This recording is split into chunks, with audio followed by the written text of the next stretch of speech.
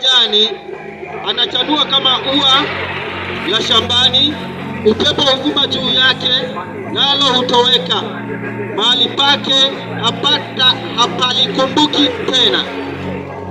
Neno la Mungu linaniambia ya kwamba, na linanikumbusha mimi na wewe ya kwamba ndio uko na nguvu leo, ya kwamba uko na uwezo, ni sawa, ya kwamba uko na pesa, ni sawa, umejiajiri kazi yako, ni vyema, unaweza kulisha familia yako, wewe ni mtu wa bidii, familia yako inanyauka. Hivyo ndio binadamu alivyo, ya kwamba siku zake ni chache sana duniani.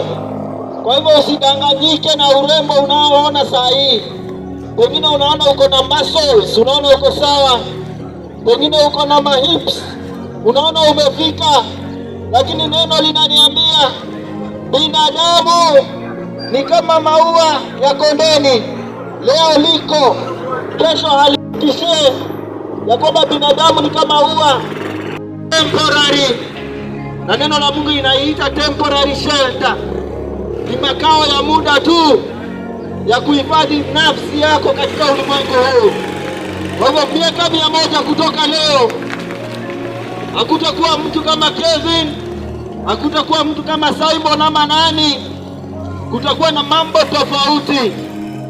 Usifikirie ati kulianza leo, usifikiri biashara ni wewe ndio umeanza, usifikiri wewe ndio mkulima mkubwa sana. Vivyo hivyo hata mimi na wewe tuna expire day. Neno la Mungu linasema kwamba Mungu alipoona dhambi ya mwanadamu imezidi, akasema ya kwamba kwa kuwa mwanadamu ni nyasi, miaka yake itakuwa ni 70 ama 80 akijaribu sana, lakini